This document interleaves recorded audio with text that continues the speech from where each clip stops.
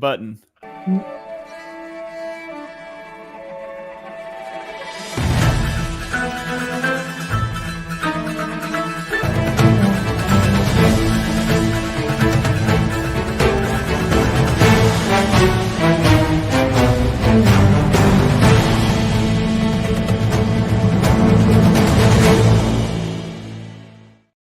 Hello and welcome into the Birds of the Roundtable for yet another Victory Tuesday episode of the podcast. I am your host, Shane Haff. You can follow me on Twitter at ShaneHaffNFL, joined as always by the Birds of the Roundtable crew.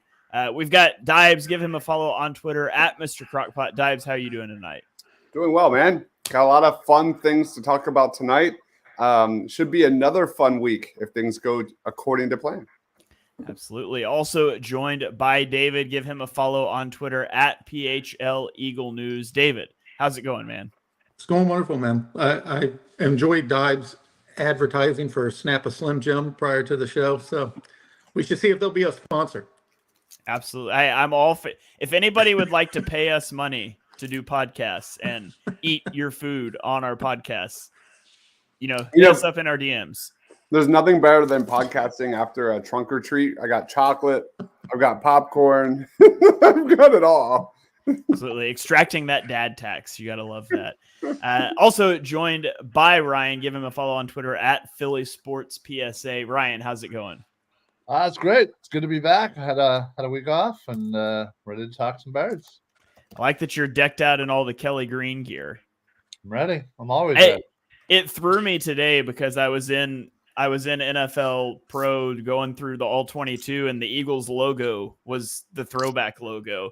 And I didn't realize they were doing Kelly Greens this week. I was like, I wonder why they changed that. And then I saw the announcement on Twitter later. It's like, that makes sense. But also it kind of annoyed me that the logo was wrong for this game in NFL.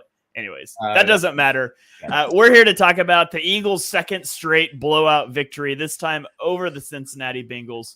We're going to break it down, give you our top takeaways on both sides of the football, shout out our player of the games, and then we'll get into the Eagles' upcoming matchup with the Jacksonville Jaguars. And so, Ryan, I'll throw it to you first here. What was your offensive takeaway from this game? Is that Jalen Hurts looked really good, honestly. This is the now third game in a row where Hurts has no turnovers, and except for one, kind of egregious play to Kenny Gainwell, which if he would have listened to me, I would have told him never to throw to Kenny Gainwell in the first place. But, still, I thought he has been solid the last couple of weeks. And not only he was that, even more so on Sunday against the Cincinnati Bengals, who have a kind of a sneaky, a decent defense there, just kind of giving the eyeball test. But Hurts is starting to look a little a la 2022. Yeah, hopefully so. Hopefully he can keep building on that. It was the highest EPA per play production game of his entire career. I went and looked that all back up later, which by the way, can we just start a petition to include EPA in the official game logs? Because it's really annoying to have to go look up each individual game's EPA in databases that are super slow. That was really annoying to me. And I should have made a spreadsheet as I was doing it, but I didn't. And so now I'm going to have to repeat it all after he lights up the Jaguars this week. But I digress. David, what was your offensive takeaway? I think Ryan nailed it. It's Jalen Hurts outplayed a quarterback who everybody thinks is better than him, and he outplayed him with his arm. He was more efficient with the opportunities. I think he was 9-9 for 150 passing yards and 3 touchdowns in the second half. He's looked like a different quarterback since he came out the break. He's been 42 of 59, 9 touchdowns, just as importantly, 0 turnovers. He's been really impressive. And also a shout out to the O-line, allowing 0 sacks this week. They helped pave the way for another impressive ground attack. I think they totaled 161 yards, 3 touchdowns, 2 from Hurts. Fred Johnson neutralizing his former teammate and premier pass rusher Trey Hendrickson. That was very impressive. I think that they had 24 pass blocking snaps and they only allowed 3 pressures in the whole game. So The impressive work from the offensive line allowed Jalen to have some time, allowed him to move around in the pocket. I really like the intentional runs that they had in there. They threw the ball over the middle. I think he was like 6 of 6 throwing the ball over the middle. It was just an impressive performance all around. Yeah, absolutely. He looked really good in the game. Made some high quality throws. Had some really good scrambles. Obviously, had the one bad decision, the throw to Kenny Gainwell, which fortunately hit the turf. And Eagles fans know a lot about should be interceptions hitting the turf from their defensive players. So we might get into that later. But yeah, really good performance from Hurts in the offense. Dives, what was your offensive takeaway? Yeah, David stole my thunder. I was going to go offensive line, and Jeff Stoutland we trust. I thought Fred Johnson, Tyler Steen continue to play exceptional football. I'll just piggyback off of Jalen Hurts and just say Kellen Moore, because I always cheat on this show. But 34 plays from the Eagles under center. That's the last 2 weeks. The previous 5 weeks before that, it was less than that, like 31 snaps under center. Jalen Hurts in play action was 5 of 6, 114 yards and a touchdown. Just across the board, amazing. Against the blitz, Jalen Hurts was 4 of 5 for 50 yards. So there's been a lot of like enlightening stuff happening with the offense, whether that's the pistol or being under center or more play action. My God, utilizing the middle of the field with A.J. Brown. What the hell is this team? There's some fun things happening.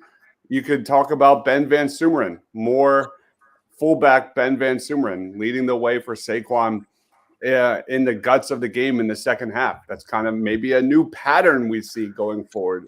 In fact, I want to see BBS even more involved going forward. So for me, it's not just Jalen Hurts. It's the transformation of the offense, very similar to what we're seeing on defense. Yeah, I want to see them. You know, I've wanted under center for a long time, and we're finally getting it. And the Eagles were under center for 21 snaps in this game. They were in pistol for 5 snaps, 26 total snaps, not in shotgun. Now, the maybe minor tell there is that 93% of those were run plays. And so now we need to build the passing game off of that. But it's moving in that direction. And the Eagles ran a play action leap play out of shotgun. Nobody runs that out of shotgun. Like, that's an under center concept. And they ran it out of shotgun. They completed it out of shotgun. But like, the concepts are there.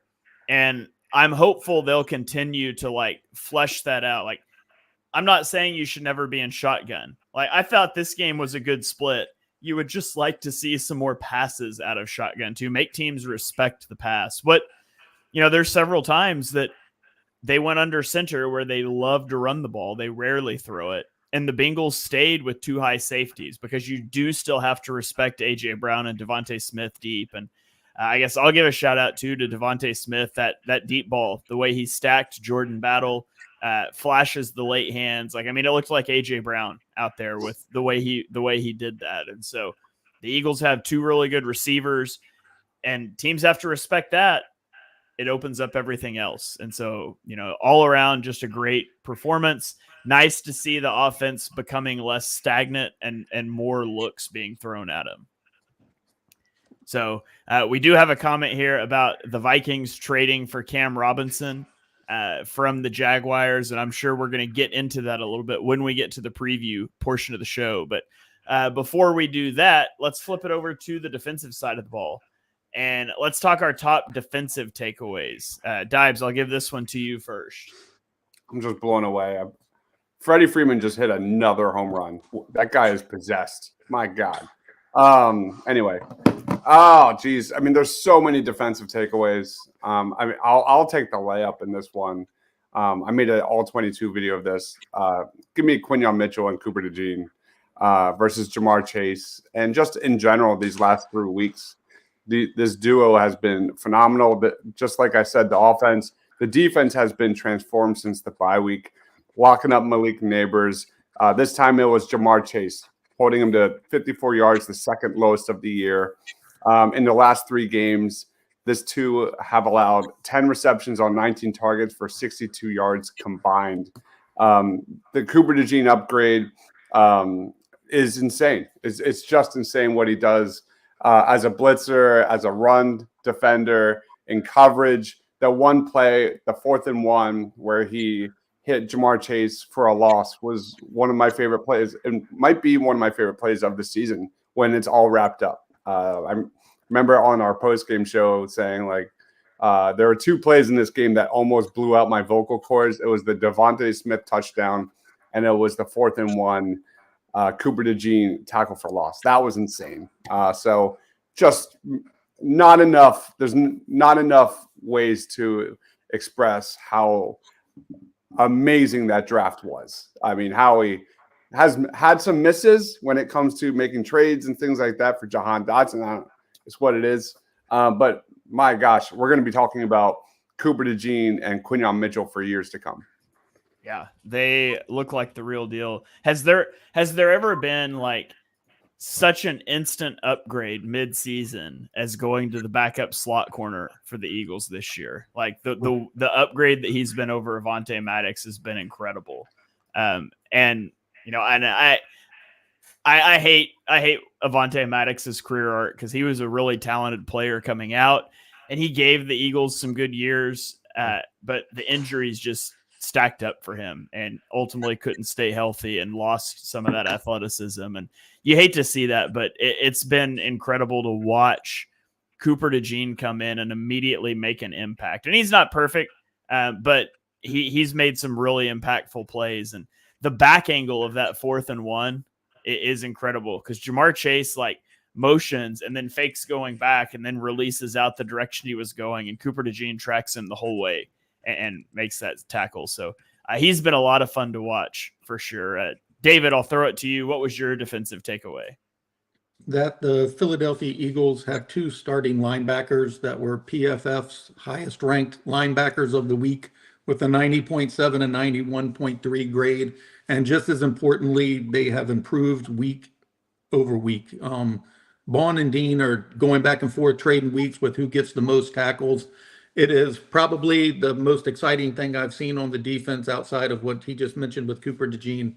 I mean, I don't believe anybody went into the season thinking the Eagles would have top 10 linebackers, much less a week where they ranked 1 and 2 successively. And I'd also like to shout out, Fangio. He seems to decipher what opposing offenses are trying to do, and then he makes those in-game adjustments after the first 10 to 15 plays.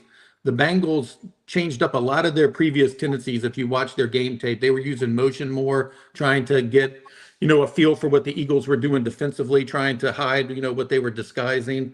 And it worked early. That first drive, they went right down the field. But after that, man, after Fangio deciphered what they were doing, the Bengals only scored 7 points the last 35 minutes of the game. I think the Fangio effect, we're finally starting to see it.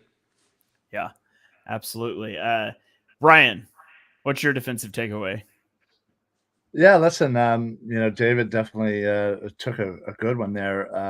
This seems to be the theme for the season is the in-game adjustments. And, obviously, Dives talked about the rookies and, on post-game, I had kind of, jokingly alluded to the fact that looks like we're going to be all right post Darius Slay.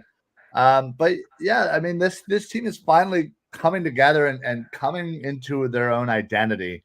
And it seems to be, kind of a physical defense. They seem to be, hitting people. Their missed tackle rate is certainly going down. And they're playing with physicality that, has been missing from this team for quite some time. And it's now showing. And I think, that the rookies are certainly sparking that. The linebacking play is certainly sparking that. So it's really good to see it kind of all come together and, actually have a halfway decent, defense, maybe outside of, the first drive or two. Yeah. I want to shout out Nolan Smith. Nolan Smith continues to stack really good games. And, over the he gets a sack, and ultimately he only gets a half a sack, but he gets a sack in this game. on a really nice pass rush move. He had another nice pass rush move that he wasn't able to finish the sack on. But over the last 3 games, he has 6 pressures and 3 sacks. Last season, in the entire season, he had 9 pressures and 2 sacks. And so Nolan Smith continues to be really good as a run defender, but he's showing a nice ghost move. He's able to get after the quarterback a little bit now, and that's been really nice, especially since, Bryce Huff has started slower than you wanted him to, and Brandon Graham's played so many snaps. Nolan Smith looks like he's coming along, and that's something I didn't think that we were going to see when we weren't seeing a pass rush move in the preseason, early in this season.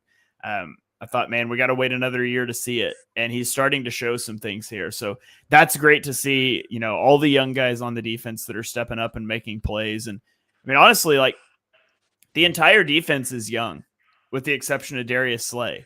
And sidebar, and this isn't a statement on Slay's play, because I think Slay's been really good. If I'm the Eagles, I would seriously consider keeping him out for the next 2 weeks, because he was banged up. What was it? Last week, he got banged up. He comes back into that game and finishes it. He starts this game out, and then he gets banged up again. And you're playing the Jaguars this week. Like, you shouldn't need Slay. Like, you should feel good with Isaiah Rodgers in this matchup.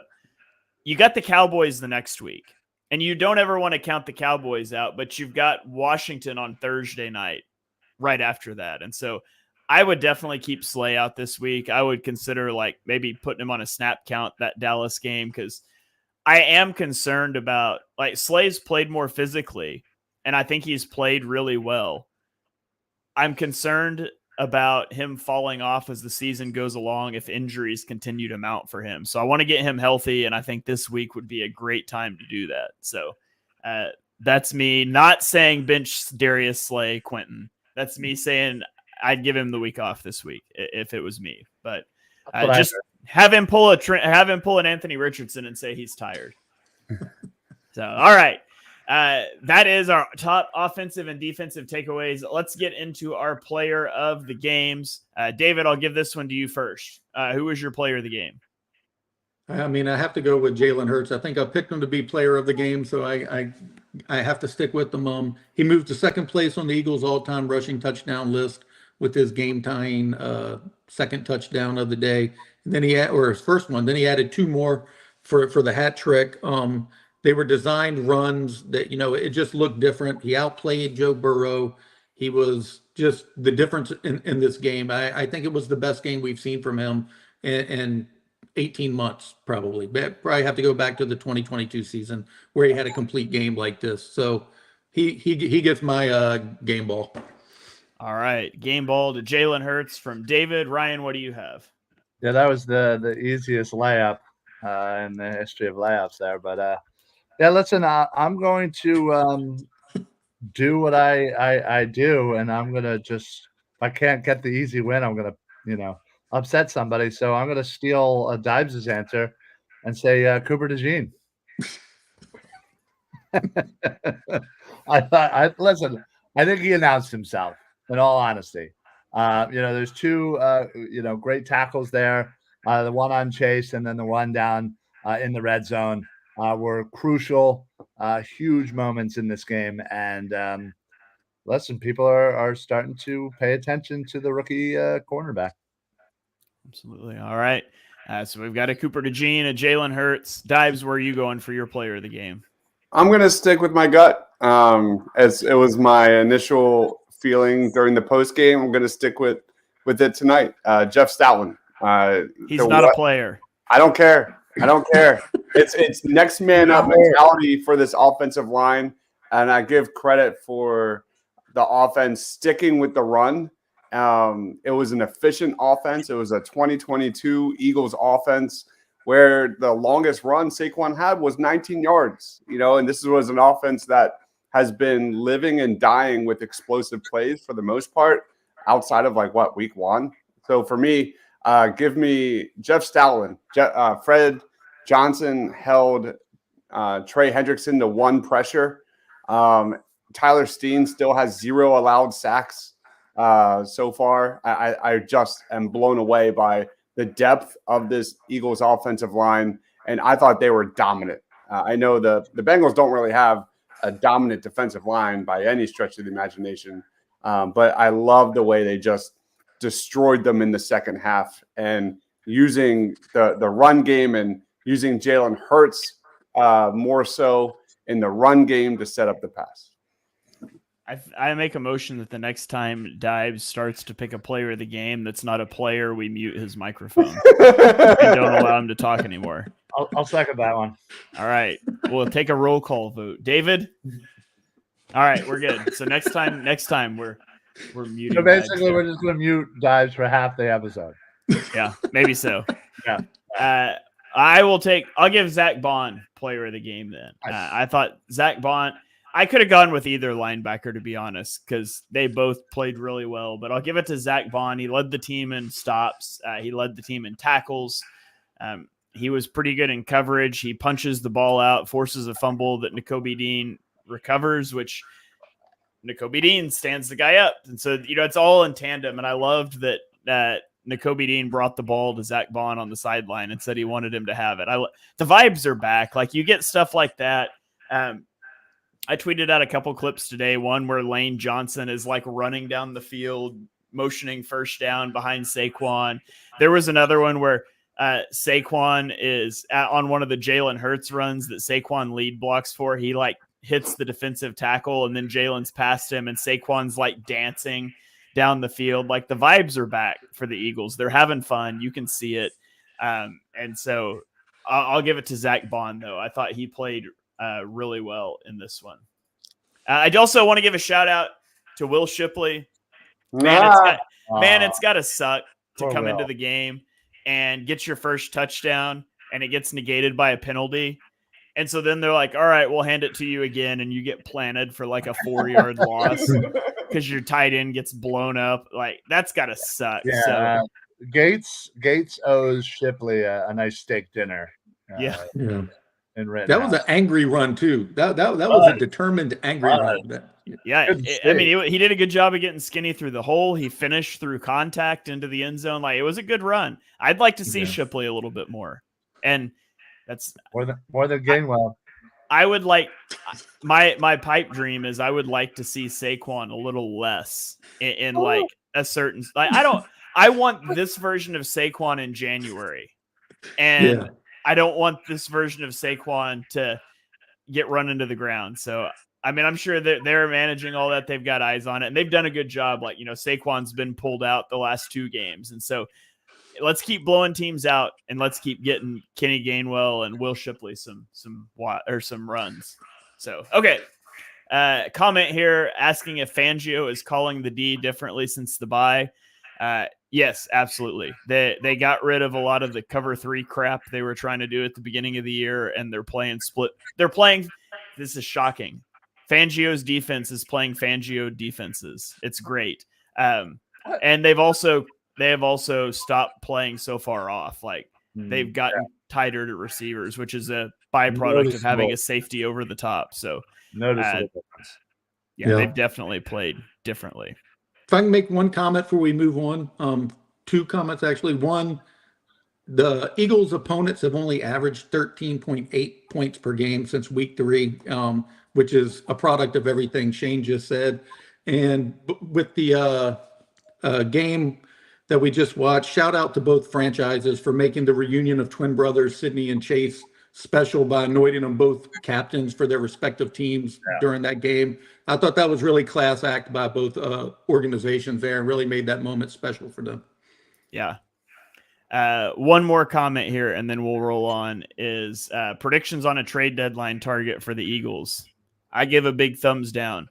And Vic Fangio echoes that, by the way. He was asked today about positions he might target at the trade deadline, what he was interested in. He said nothing, because trade deadline acquisitions rarely work out. So, not wrong, but and I can't imagine what you would go for on the offense. It would have to be defense. And so seeing that Fangio doesn't seem interested, I'm just saying I would have easily given up a 6th round pick for Josh Uche, but that's That's fine. I don't think they're going to make a move The there. one move I would have done is like maybe a tight end with upside. And Grant Calcaterra is starting to get some targets and make some nice plays. So I don't know if you even do that now. I would, because I still don't want to see Jack Stoll and his mullet out there. I don't know if Jack Stoll wants to be out there after the shot he took on that sprint rollout play that he got hurt on. But he's like, man, I'm supposed to block people, not catch passes. All right, let's turn the page and let's get into this upcoming matchup with the Jacksonville Jaguars, the fighting Doug Peterson's potentially. Actually, I don't even know if he's fighting for his job. I think it's all over at this point. But Ryan, what's your top matchup to watch? Yeah, listen, I think the matchup here is going to be those young DBs versus the Jacksonville wide receivers, because right now you don't know who's coming out there for the Jacksonville side. Their top guys have been hurt. You kind of just alluded to, what I would have loved to do is give Slay a little rest here. And what a perfect time to do it against, a team that, is might be, starting. God, I don't even know who would be starting, because Kirk is hurt. Thomas is hurt. Yeah. Let's play a game called Can You Name Another Receiver that plays? He's questionable as well. Yeah, he is questionable. So Parker Washington out of Penn State, right? Yeah, he's still in the league. He might be wide receiver 1 in this game. Ouch. So Parker Washington, Tim Jones. Oh yeah, big. That's literally it on their roster. That's not on IR or questionable. So basically for the unknown, and given the rookie nature of our DBs, that's what I'm going to be kind of looking at, because maybe they can eat, and maybe we might be seeing, I don't know, one of our first picks of the year for one of the young rooks. That would be nice. It's got to be Cooper DeJean. Quinyon Mitchell's never catching one. I just don't believe it's ever going to happen. Say that. Don't say that. He's gonna have like 18 pass breakups, 0 picks. Yeah, we should all do something when he gets his first interception, because his hands are so bad. Like he's so great at everything else. It's just his hands are terrible. Yeah. All right, David, what is your top matchup to watch? Muted. You're muted, David. Muted, man. We back? Yeah. We never left. With Jalen Hurts versus the Jaguars' sad defense. They have given up 224 points this season. Only one team's given up more. That was the Panthers. They're averaging 28 points a game. They give up on defense. They have a negative 52-point differential. I think they're 31st against the pass. They might be 32nd, but they're giving up 271 passing yards per game. I think Jalen Hurts in the passing game will feast early. I think we're going to score points in the first quarter for the first time this season. I think it's going to be a blowout. I think it's going to be the 4th win in a row. So give me Jalen Hurts, and then give me him sitting for the last 15 minutes of the game like they did against the Giants. All right. By the way, shout out to the Bengals for going on that 10-minute drive to open the game so the Eagles could score on their first possession, and we can still trot out the Eagles haven't scored a first quarter point this season. Like, I was actively rooting for that when the Eagles got the ball. I was like, as we started to drive, I was like, do not score before the first quarter ends. I want to be able to talk about this later. So shout out to the Bengals for that. Dives, what's your matchup to watch? I like Tech's comment, shave your heads when Q gets an interception. We could do a show without hats. Beards. That I like. He wants Shane to shave his beard. Yeah. Not happening. He'll lose all his power. Yeah, exactly. I'm going to go with the Eagles defense, pass defense, versus tight end Evan Ingram. You nailed it, Ryan. Like, who steps up with Christian Kirk out for the season? Some numbers when Christian Kirk went down against the Bengals last season In 11 games before Kirk went down, Ingram averaged 5.8 catches and 47 yards per game, 0 touchdowns. After Christian Kirk went down, Evan Ingram averaged 8.3 catches and 73 yards per game and caught 4 touchdowns in 6 games. So we talked about Parker Washington and all that stuff, but I think it's going to be Evan Ingram. I think probably the guy that benefits the most out of all this, and how the Eagles handle him. I'm not really worried about it. I don't think it's a top-notch matchup whatsoever, but could he be a guy that gives them some matchup issues? Probably. So keep an eye out on Evan Ingram. All right. I'm going to keep an eye on Fred Johnson again, because he's coming off of a really good game. The Eagles helped him out at times against Trey Hendrickson. Trey Hendrickson was really the only threat that the Bengals had rushing the passer. Travon Walker started to play a little bit better for the Jags. He's not a guy you're scared of, but he's starting to play a little bit better. But Josh Allen rushing off that other edge is going to be matched up with Fred Johnson a lot. And Josh Allen has 32 pressures this year on 251 pass rush snaps. He hasn't got a lot of sacks. He's only got 4 sacks, but he's pressuring at a high rate.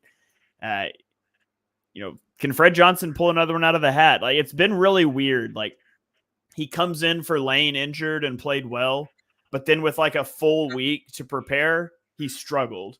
Then he switches sides and struggled. And then with the full week to prepare, he played really well. And so, he's been up and down.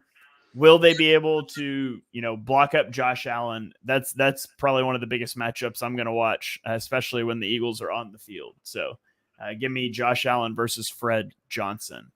Or I could say Jeff Stoutland and pull a Dives, but I won't do that. You don't want to go.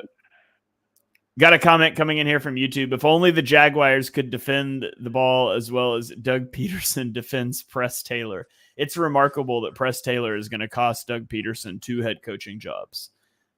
Find somebody that loves you, despite your faults, the way that Doug Peterson loves Press Taylor. So, all right, let's roll into our picks segment. Well, before we do that, does anybody else have anything they want to throw out on this matchup before we get into the picks? No. Okay. No. All right. Well, let's get into our picks, where I dominated last week. Hit 7 of the picks. Got into that tie with Dives for first place, although we don't ever check his math. He could have made this whole thing up, but that's all right. Let's roll into our week. Let's roll into our week 9 picks against the Jaguars. We'll start off with the one that we do not score, which is player of the game. Ryan, who do you have for your player of the game prediction? I'm going to go A.J. Brown. All right. Got an A.J. Brown from Ryan. David, what do you have? I'm going to ride it out. I'm taking Jalen Hurts. I think the Jaguars are in big trouble. I think he's going to get 3 touchdowns this week. All right. David has Jalen Hurts. I'll take Devontae Smith then. Their pass defense is so unbelievably bad. They're like 32nd in DVOA, 31st in yards per game allowed, 32nd in EPA. This is a terrible pass defense. So I'll take Devontae Smith. Dives, Grant Calcaterra. I was going to go Jalen Hurts. We can't do repeats, right? Can we do repeats? No, not on this. All right. This one's not scored.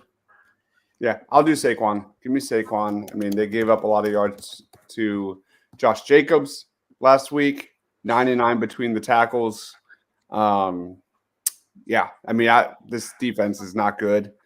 So give me a defense that is very capable of allowing a lot of explosive plays. Maybe Saquon gets a few big plays. Give me Saquon.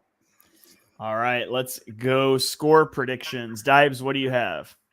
Man, I did this last night, and I'm going to stick with it. I never do this, and I hear it's a trap game, but I feel like this team is trending in all the right ways. I went 40-14. Eagles get the W. I just see the Eagles steamrolling the Jaguars in every respect.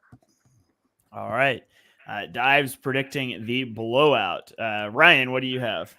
I'm going to go 34-18. Jaguars? Yeah, naturally.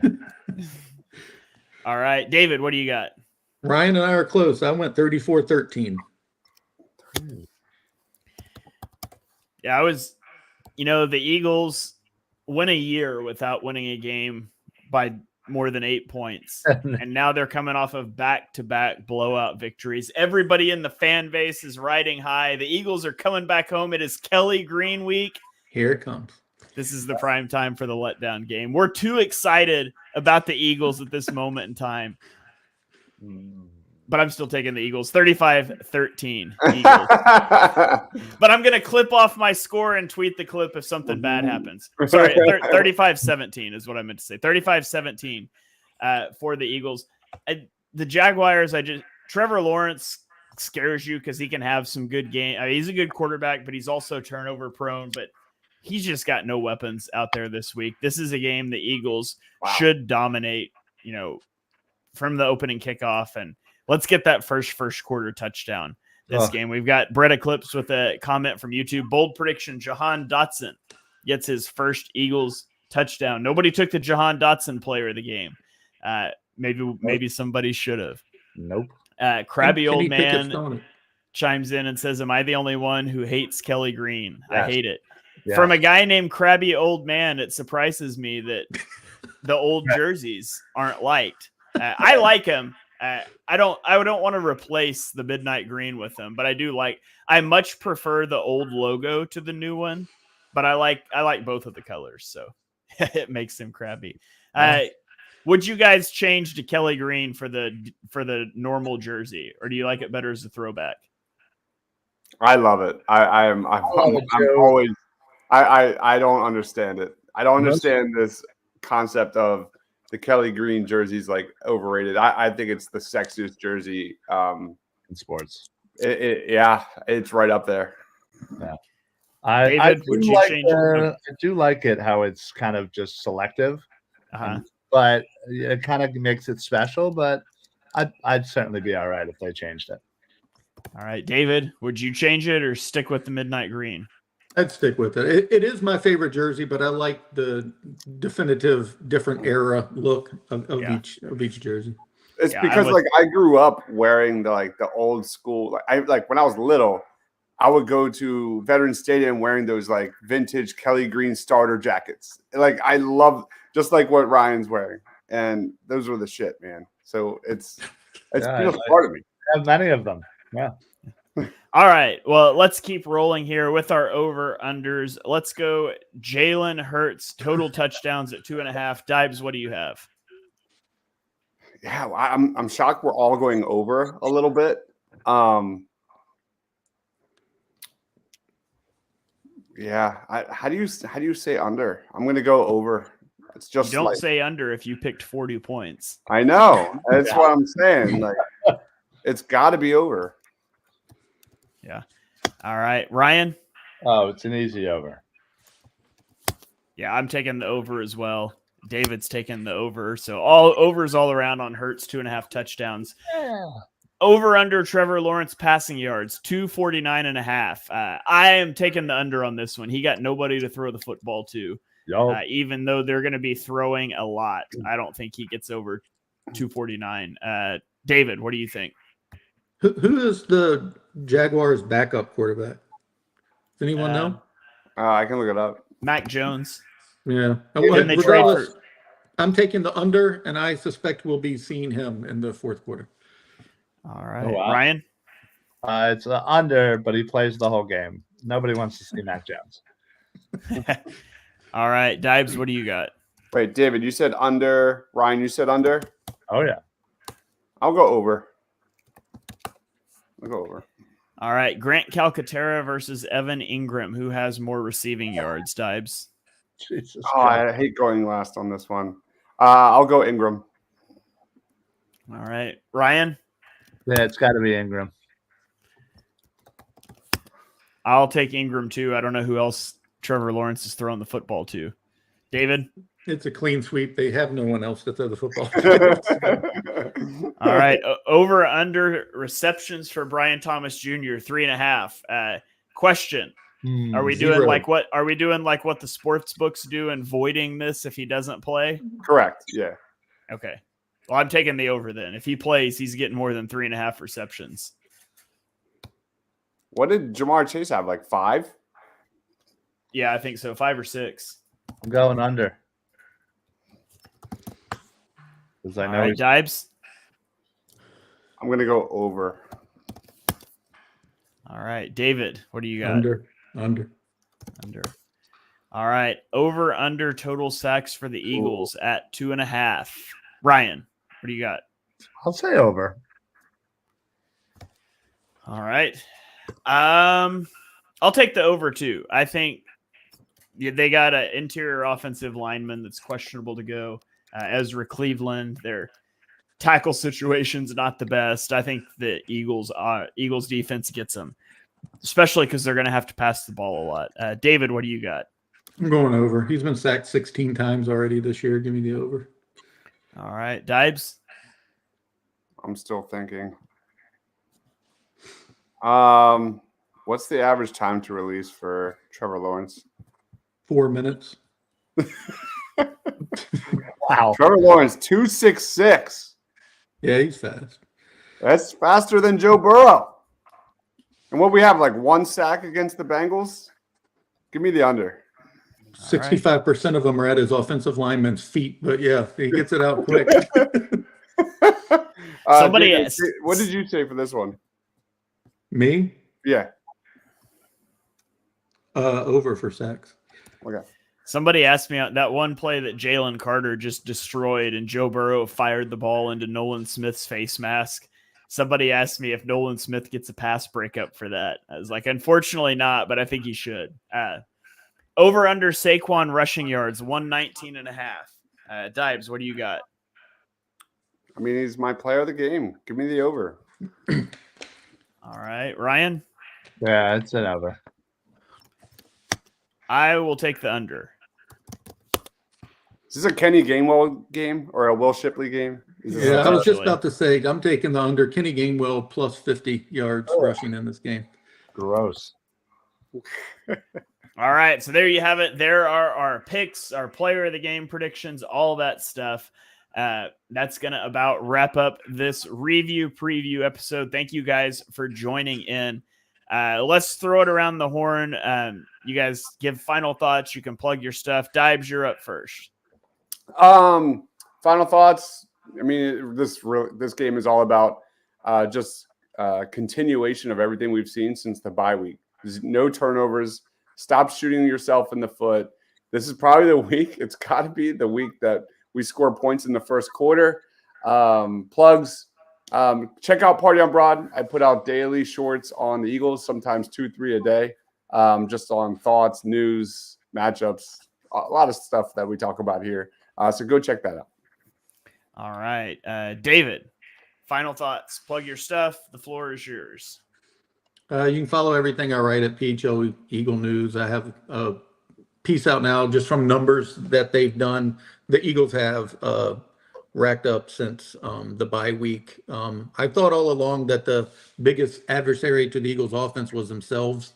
They've kind of cleaned a lot of that up lately. So I've been pretty impressed with it. And I'd like to give a shout out to Nolan Smith, who was first overall with the 35.7 pass rush win rate this year.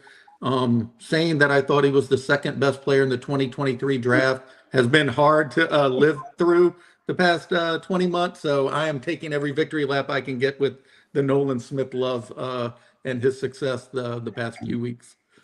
All right. Ryan, final thoughts. Anything you want to plug? Floor's yours. Yeah, you can follow me right here on the X.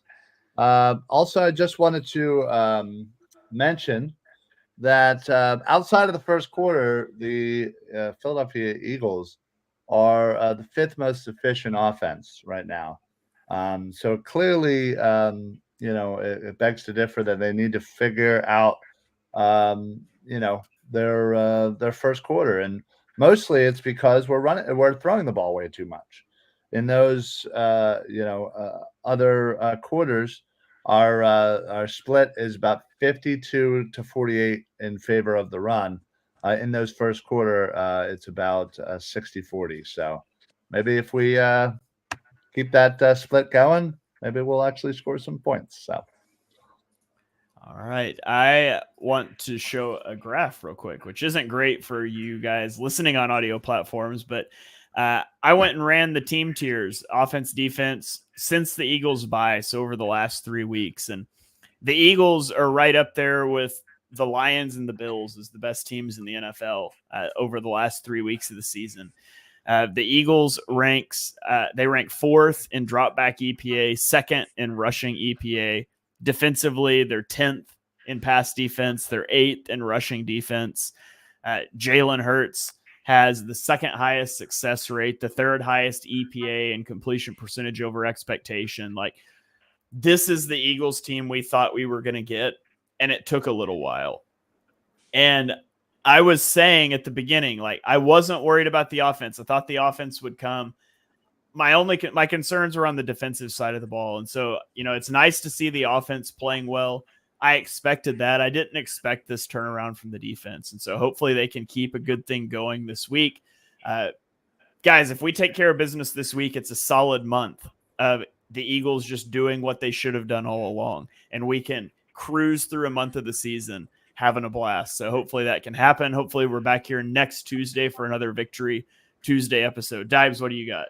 I want to throw back to before the bye week when it was such a different narrative back then. And I said this, like, we're going to see, 2-3 weeks after the bye week where it's going to convince ourselves that the Eagles don't have these massive problems. Do you buy what we're seeing right now? Do you buy? I do. Yeah? Okay.